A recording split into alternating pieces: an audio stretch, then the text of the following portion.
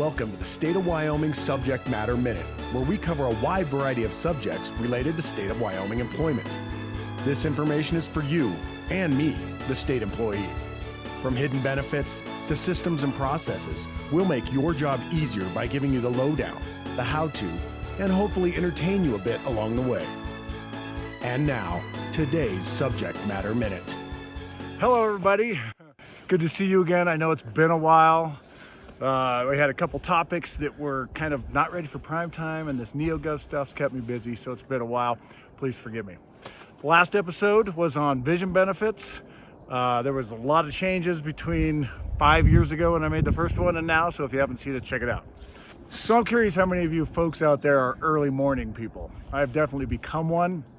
I think the early morning coffee is the best part of the day. Well, some friends and I have taken the early morning thing up a notch. We've been cross-country skiing up at Happy Jack 2 to 4 times a week. It's always fabulous. It's hard to get up in the morning sometimes, but it's fabulous every time we do it. We've seen some amazing sunrises. We've seen some forests covered in frost. We've seen some great snowstorms, and we've gotten in shape. Oh, and another thing, we discovered the Wyoming Travel Authorization Program because the interstate has been closed so much. In fact, today we thought it was going to be. But anyways, it's a program with WDOT where you can, if the roads are closed, you can travel on them in certain circumstances. So it's great for getting to Happy Jack. You might want to check it out. All right, that's it from Happy Jack. I'll see you in the studio where we'll cover this month's subject, which is the state's policy on flexible work schedules.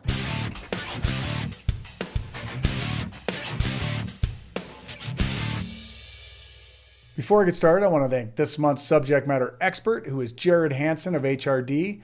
Thanks, Jared, for answering all of my questions.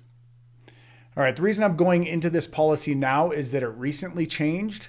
I'm not going to go into those changes because honestly, who cares? It is what it is now. All right, so I'm just going to say right up front that if you are a full-time employee, the policy basically allows any sort of schedule as long as your 40 hours fall within the official work week. Okay, the official work week is Saturday to Friday. All right. Of course, having said that, you know that this or any change to your schedule would need to be approved by both your manager or your supervisor and the director of the agency. Also, there are a few exceptions to the rule of staying within the official work week, one of which is the ability to do a Phoenix schedule. Okay, I'd never heard of it before reading this, but a Phoenix schedule is when you work 4 9-hour days, say Monday through Thursday, and then work an 8-hour day every other Friday, which basically gives you every other Friday off. Okay, this is allowed even though it falls outside of the official work week. You're still averaging 40 hours a week with this schedule. There are a few other exemptions to this, which you can find in the Compensation Policy, Chapter 5, Section 6.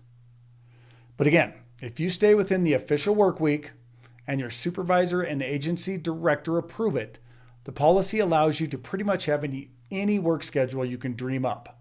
Now, all employees, exempt and non-exempt, are expected to work the agreed upon weekly schedule. However, sometimes things come up and hours fluctuate.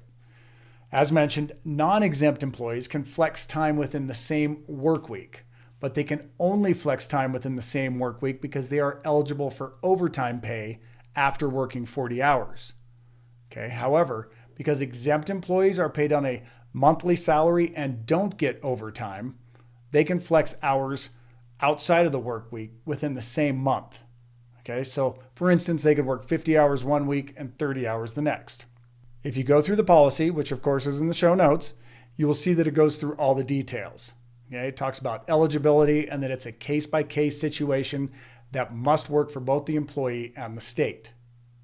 It defines 5 different types of flexible work schedules. I'm not going to define those for you because what it ends up meaning is exactly what I've described to you. You can do most anything. So, if you want to use the correct term when you go to your supervisor about this, variable, alternative, extended, compressed, or Phoenix, then check out the policy. And actually, you will need to know the correct term to fill out the flexible work schedule agreement, which you can find on the A&I website on the HRD Policies and Procedures page, or of course, in the show notes. So you will still need to get approval and fill out the agreement to make this happen. I think it goes without saying that flexible work schedules can be canceled at any time by management, although they will give you 14 days notice. Also, any changes to your flexible work schedule must be approved by both your supervisor and the agency director. And finally, this can be considered a reasonable accommodation under the ADA. I think that this new policy is very forward-thinking by the state. And whether it's been kind of forced by a lack of recruitment ability, doesn't matter. It's still awesome. So if you have a schedule that works better for you, works for the state, and works for your supervisor, talk to him or her and give it a go. Who knows? You might be able to squeeze in more activities like cross-country skiing with a better schedule. All right, that's it for this episode. I'm getting a little sleepy since I've been up since 4:45 this morning. I'll see you next time.